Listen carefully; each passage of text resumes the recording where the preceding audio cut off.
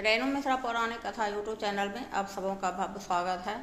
आज मैं गांव के कुछ लड़के लड़कियों के बारे में मैं कहना चाहूँगी कि कुछ जो बच्चे बच्चियाँ गांव से पढ़ कर के शहर में जाते हैं और उसको जो जॉब हो जाता है और जब पैसा वह गिनने लगता है तो वह माँ बाप रहे, चचा चाची रहे, नाना नानी रहे, फुआ फूफा रहे, सबको हेय दृष्टि से देखने लगते हैं और बोलने लगता है कि वह पढ़ा लिखा नहीं है, अनपढ़ गंवार है।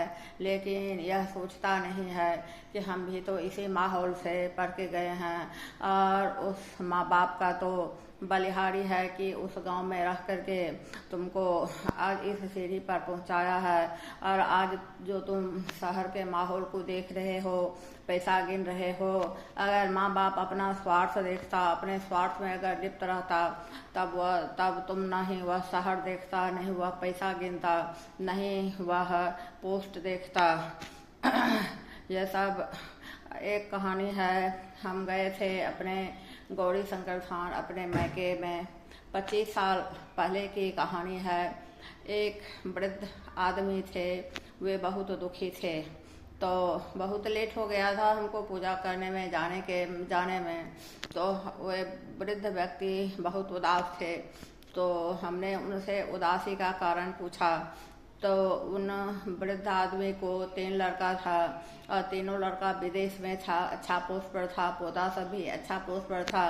तो उस वृद्ध आदमी को, बाजार पर के आदमी थे, तो उस वृद्ध आदमी को अपने बेटा फ़ोन किया और बोला कि पापा आपको इस माहौल में, उस अनपढ़ गंवार माहौल में आपको कैसे मन लग रहा है, मिट्टी में आप कैसे रह रहे हैं, आप वहाँ छोड़ दीजिए अपना ज़मीन जायदाद घर द्वार सब छोड़ दीजिए। यहाँ हम इतना आलीशान मकान लिए हैं, इतना फैसिलिटी मेरे पास है, आप आ जाइए, आपको किसी भी तरह का दिक्कत नहीं होगा। वहाँ के आदमी को नहीं बोलने का तौर तरीका है, नहीं रहन सहन है, नहीं पैसा है, नहीं पढ़ा लिखा है, मूर्ख अनपढ़ गंवार सब है। उस माहौल में आपको कैसे मन लगता है? तो वे वृद्ध आदमी हमसे बोले कि देखो बेटा, हम इसी माहौल में, इसी मिट्टी में, कितना गरीबी में हम उसको पढ़ा लिखा करके वहाँ पर भेजे हैं और हमको आज ऐसा, हम जो इस अनपढ़ माहौल में हैं, तो हमारे जो माता पिता मरे, दादा दादी मरे या हम ही मरेंगे, तो मेरा लाश कौन उठा करके ले गया और मेरे दादा दादी का, मेरे माँ बाप का किससे उद्धार हुआ है? इसी समाज से। आज जिस समाज में वो रह रहा है उसको हम इसी समाज से पढ़ा लिखा करके भेजे हैं। बाहर से जो कुछ आदमी देहात में आते हैं तो वे अपने आप को बहुत पोज देते हैं और पैसा गिनने लगते हैं। देहात के आदमी के पास इतना पैसा नहीं रहता है, लेकिन यह नहीं सोचता है कि हम देहात से आए हैं। ये इसी तरह की एक कहानी है। एक मिलिट्री मैन थे, वे ज़्यादा पढ़े लिखे नहीं थे, 9 महीना पर वे घर आए थे और वे ज़्यादा पोज देने लगे थे। वे अपने पापा से पूछ रहे थे पालक के बारे में कि पापा यह क्या है? तब पापा बोले कि बेटा तुम 9 महीना में ही भूल गया, यह पालक है तो उसका क्या बनता है? मिलिट्री मैन पूछ रहा था। तो उसके पापा बतला रहे थे कि इसका साग बनता है, रोटी बनता है, सब्जी बनता है, जो कुछ बेचारे को हुआ पापा अपना बताए। उससे 2 डेग आगे बढ़ा हुआ मिलिट्री मैन तो मक्के के भुट्टा के बारे में पूछा कि यह क्या है पापा? तो वह उसका पापा बोला कि यह मक्के का भुट्टा है बेटा, इतना ही दिन में तुम भूल गया, सिर्फ 9 महीना में आया था।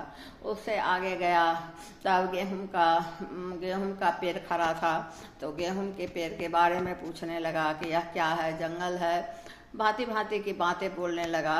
उसके पापा को और उसके चाचा को बहुत गुस्सा आया और गुस्से में आ गया और एक ठो करी निकाला, एक ठो सट्टा जो होता है गांव घर में बच्चा को पीटने वाला, वह बेचारा निकाला और बोला कि बेटा तुम यह सब भूल गया, पालक क्या है, मक्के क्या है, गेहूं का खेत क्या है, लेकिन तुम जो स्कूल पढ़ने नहीं जाता था और इसे जब हम तुमको पिटाई करते थे और इसी पिटाई के बल पर तुम शहर देखा है, तुम पैसा गिन रहा है, तो तुम गेहूं और मक्के का भुट्टा और पालक भूल गया है, लेकिन यह जो पिटाई खाया है करी से, ये तुमको याद है कि नहीं कि यही करी तुमको, यह पालक करी मक्के का भुट्टा गेहूं जो का पेड़ जो खड़ा है वह भुला दिया है। अगर वह सट्टा तुम नहीं खाता, पिटाई नहीं खाता, तो यही पालक का तुमको तोड़ना पड़ता, लगाना पड़ता, मक्के का भुट्टा तोड़ना पड़ता, गेहूं काटना पड़ता। इसको तुम भूल गए हो। पहले इस जो पिटाई खाए हो उसको याद करो। धन्यवाद दोस्तों।